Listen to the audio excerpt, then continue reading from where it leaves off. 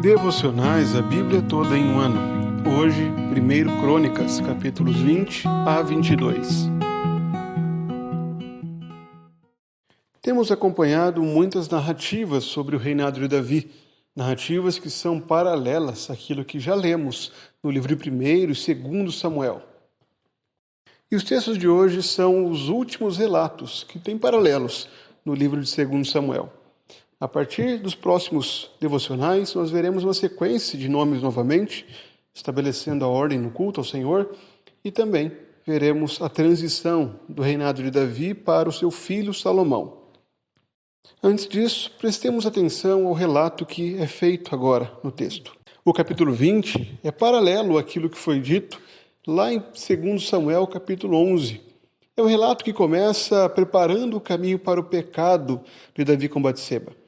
Enquanto Samuel disse que no período que os reis iam para a guerra, Davi permaneceu em Jerusalém, e então viu Batseba se banhando, o livro das crônicas foca em Davi como um rei ideal.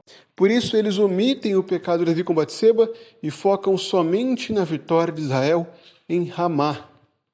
E a segunda parte do capítulo narra a vitória de Davi contra os gigantes filisteus. Há um grupo de homens gigantes que foram vencidos por Davi e por seus homens.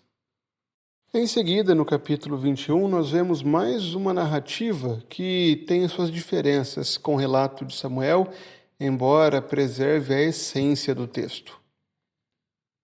E o capítulo começa com um contraste chocante. Enquanto o cronista registra que Satanás se levantou contra Israel, o livro de Samuel havia dito que o Senhor tornou a se irar contra Israel. Vemos aqui que há uma diferença nessa análise, mas podemos entender também que o Senhor não tentou Davi ao censo. Essa é a grande ideia de Crônicas. O Senhor não levou Davi a pecar. Na verdade, o Senhor estava irado com Israel, como é dito pelo livro de Samuel, mas quem levou Davi a pecar foi Satanás. Então, o pecado estava na conta de Davi, sem que houvesse nenhuma responsabilidade de Deus, por mais que Deus estivesse reinando soberano, podendo administrar até mesmo o pecado de Davi ao levantar o censo.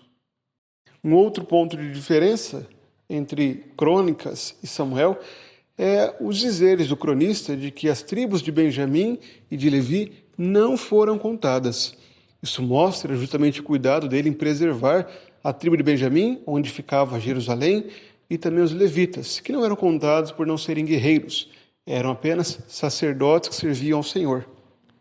O que o escritor do livro de Samuel chamou de a eira de Araúna, o homem que era dono daquela terra, aqui o cronista atribui aquela terra, aquela eira, a Ornã.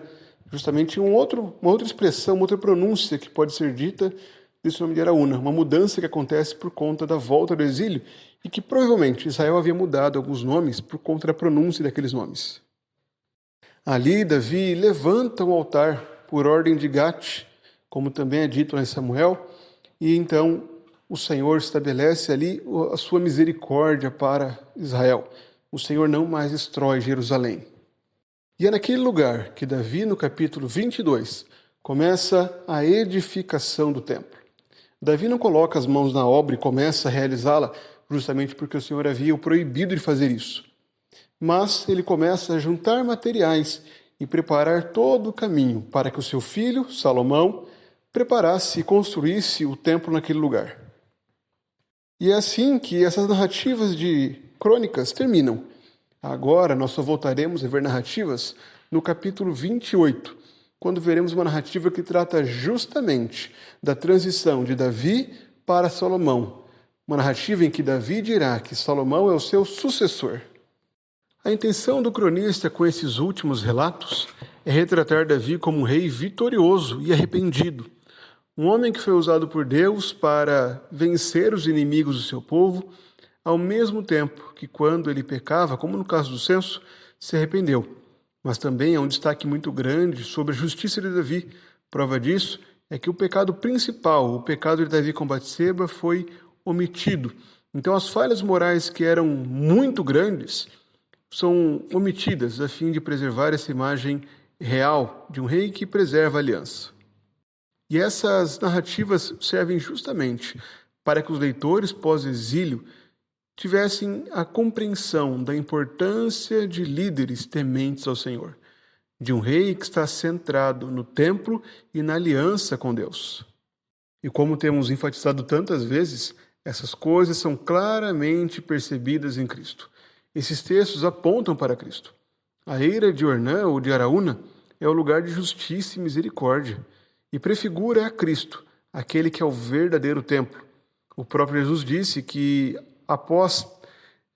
na sua morte ele destruiria o templo e após 3 dias o reconstruiria, e ele cumpriu isso plenamente ao voltar dos mortos. O próprio rei Davi serve de tipo de Cristo ao exigir ou tomar para si o juízo de Deus, mas faz isso apenas de forma figurada, pois o juízo era contra Jerusalém. Mas Jesus é aquele que cumpre isso plenamente, ao assumir a culpa do seu povo e ser julgado e receber sobre si toda a ira do Pai, que merecíamos por sermos pecadores. E assim como Israel precisava de um rei piedoso para liderá-los e preparar o templo, nós precisamos de Cristo, o nosso grande rei que nos conduz ao culto verdadeiro. O culto só pode ser prestado de modo agradável a Deus por meio de Cristo. Assim compreendemos que Cristo é o nosso templo, é o nosso sacerdote, é aquele que age em favor de nós. Portanto, jamais negligenciemos a centralidade de Cristo em nosso culto. O culto prestado a Deus não deve ser feito a nós, tendo a nossa vida, nossos interesses como alvo principal. O culto a Deus tem um único objetivo: engrandecer a Cristo, o nosso Senhor, glorificar ao Pai e fazer tudo isso por meio do poder do Espírito Santo que opera em nós e que reúne o povo de Deus. Também vemos que o arrependimento é algo fundamental para o povo de Deus, para os filhos de Deus. Nós, como povo de Deus, temos um dever: o dever de vivermos em constante arrependimento. Não podemos baixar a guarda na luta contra o pecado. Pelo contrário, devemos dia após dia andar em arrependimento. Portanto, nós, homens, tenhamos esse zelo de conduzirmos a nossa família em arrependimento, ao mesmo tempo que conduzimos as nossas famílias nos cultos domésticos a adorarmos a Deus, a fazermos tudo isso por meio de Cristo.